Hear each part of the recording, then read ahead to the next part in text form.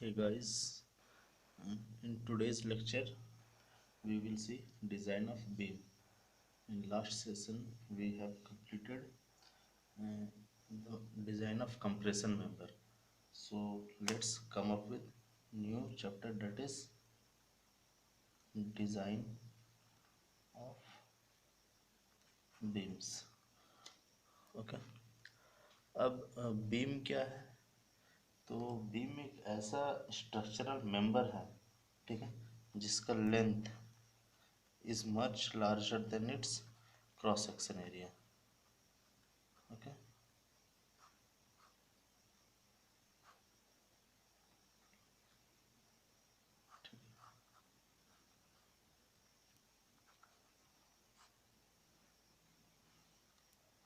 इसके cross sectional area से इसका लेंथ काफ़ी ज़्यादा रहता है, ठीक है। इसलिए जब अब हम इसमें लोड अप्लाई करेंगे तो क्या होगा, इस पर बेंडिंग होगा, ठीक है, and some kind of shear force हमें मिलेगा, ठीक है। तो we can say beam is a structural member with length considerably larger than its cross section dimension, subject to a lateral load which gives rise to bending moment and shear force, ठीक है।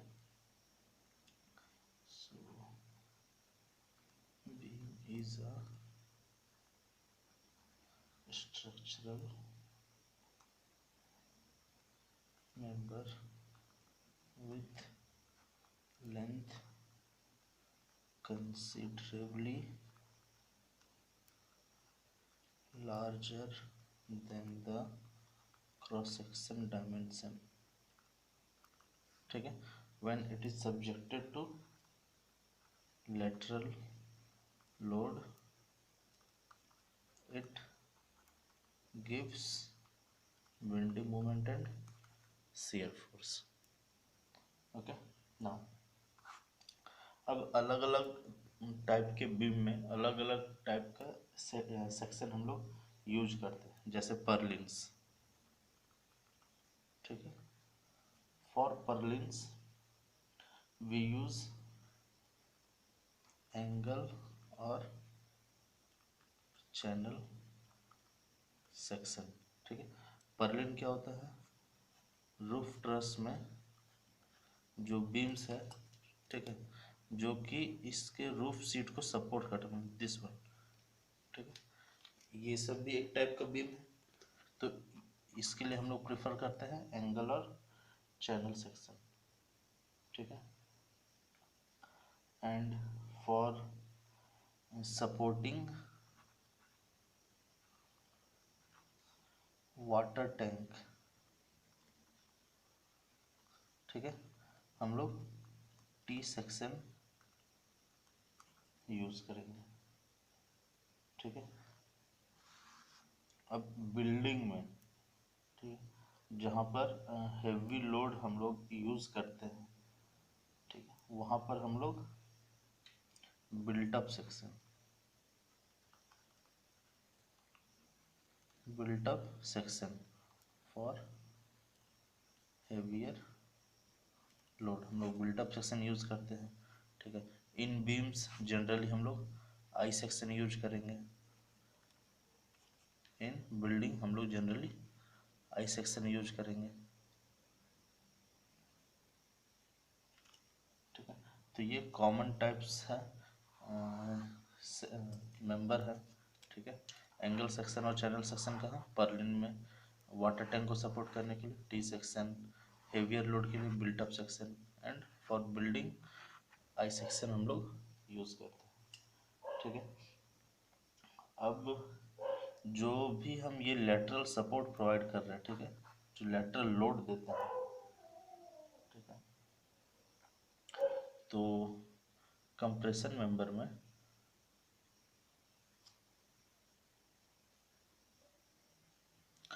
now based on lateral support of compression flange. ठीक है, जो भी मेरे compression flange है इसके lateral support के बेसिस पे बीम को दो टाइप में क्लासिफाई किया गया है। So first one is laterally supported beam। Okay, वैसा बीम जिसको laterally हम लोग सपोर्ट देते हैं। And second one is laterally unsupported beam।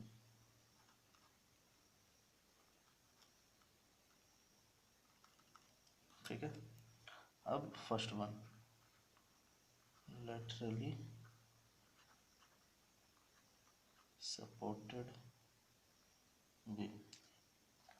ठीक है, जो भी बीम लेटरली सपोर्टेड होगा, ठीक है, अब उस टाइप में उस टाइप के बीम को basically bending and shear force act करता है उस पर।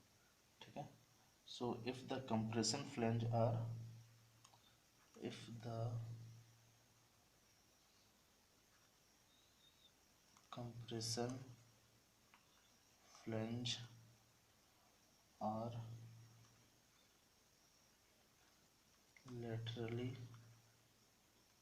supported by flooring, okay, it is mainly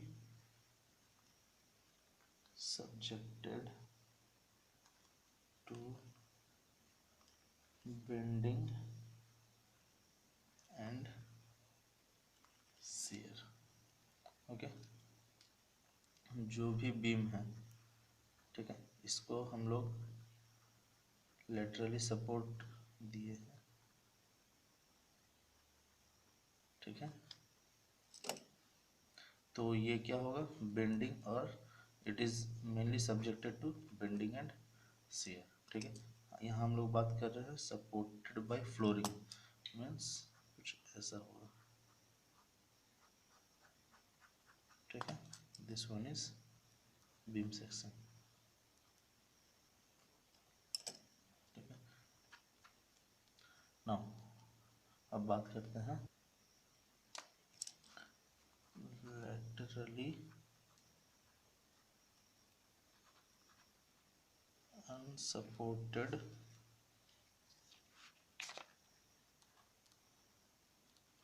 beam. ठीक है,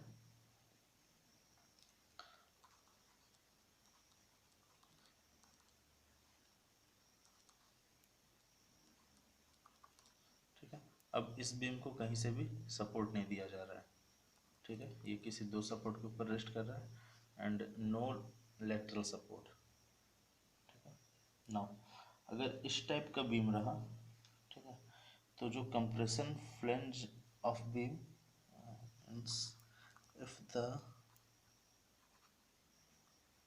compression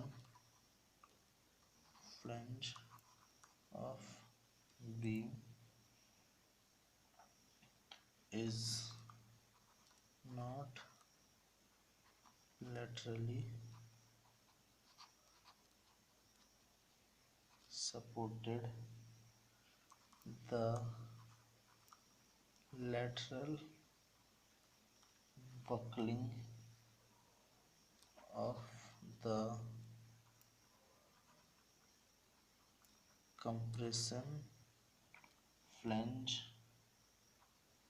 में occur। ओके, अगर लेटरल सपोर्ट नहीं रहा तो ये क्या होगा, लेटरल बकलिंग पॉसिबल है उसमें। ठीक है, और ये लेटरल बकलिंग क्या करेगा, तो it reduce the load carrying capacity. ठीक है, load carrying capacity of beam. तो इस डिजाइन ऑफ बीम सेक्शन में हमें दोनों देखना है, lateral supported beam and laterally unsupported beam. So as पर IS 100, IS 800 2007 हम लोग इसको देखेंगे। Now next one is plastic movement carrying capacity of a section. Okay, so plastic movement carry capacity of a section. अब है क्या, let assume a body, okay, which carry some load. So ये length b, depth d, ठीक है। अब इसके ऊपर कोई लोड लग रहा है, ठीक है। तो ये लोड लगेगा तो इसका हम लोग स्ट्रेस डायग्राम कैसे बनाएंगे, ऐसा, ठीक है। ये स्ट्रेस डायग्राम क्या है, तो ये F, ये F,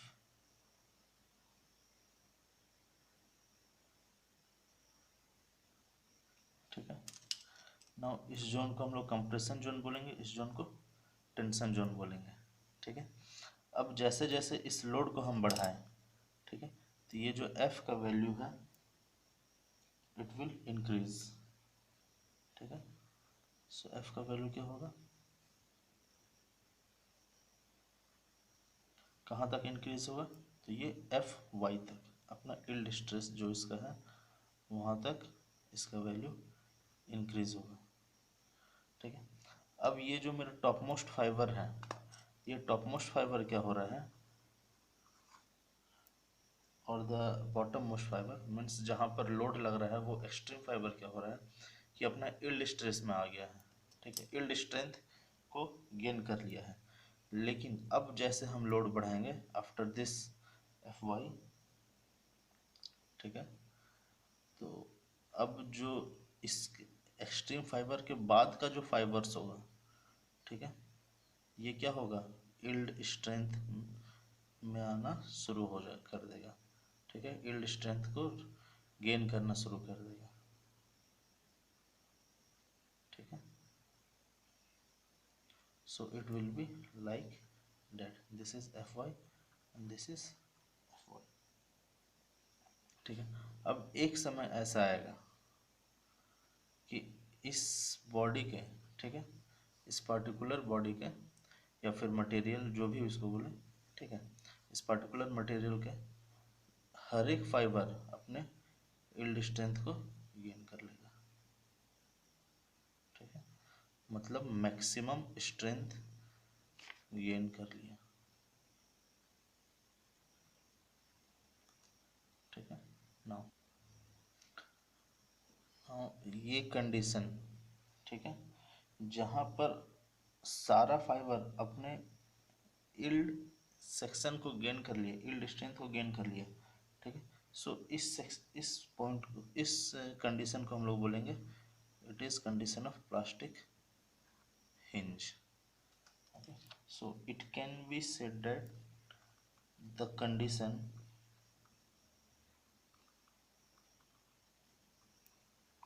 when all fiber at a section yield is called formation of plastic hinge, ठीक है। और इसके बाद, ठीक है, नाउ आफ्टर दिस स्टेज, ठीक है, इस स्टेज के बाद प्लास्टिक हिंज गेन करने के बाद द रोटेशन,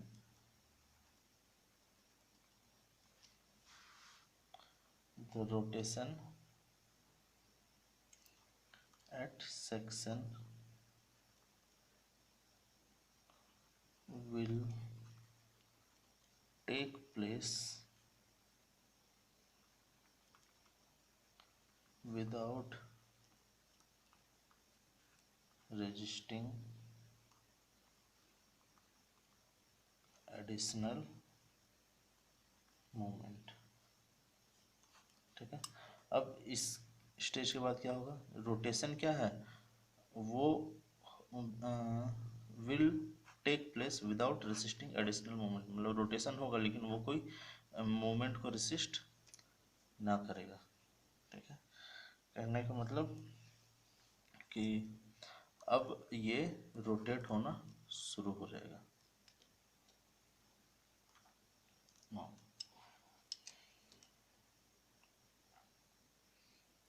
लेकिन but the movement corresponding to yielding of all fiber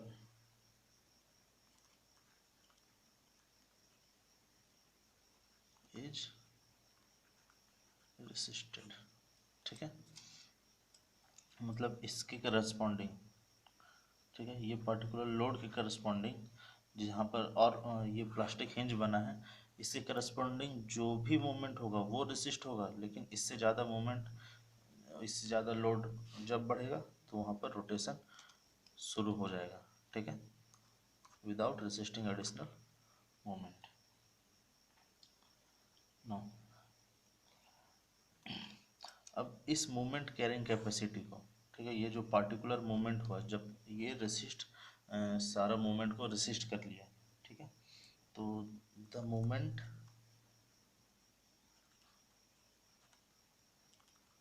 capacity is called plastic movement capacity. ठीक है, दैट इज एमपी। ठीक है, प्लास्टिक मूवमेंट, इस पर्टिकुलर मूवमेंट कैपेसिटी को हम क्या बोलेंगे, प्लास्टिक मूवमेंट कैपेसिटी। कब, जब ये सारा मूवमेंट को रेसिस्ट कर लिया, उसके बाद जो भी अलग से मूवमेंट पड़ा, ठीक है, वो क्या करा दिया, रोटेशन करवा दिया। ठीक है, तो that threshold point is called plastic movement capacity. So plastic movement capacity निकालना है, ठीक है, तो it will be mp will be since it is movement, so we will use some kind of formula for it, so that we will see in next session. So guys, in this session this is it, so till then, till the next session, stay home, stay inside, stay safe in this pandemic situation. God bless you.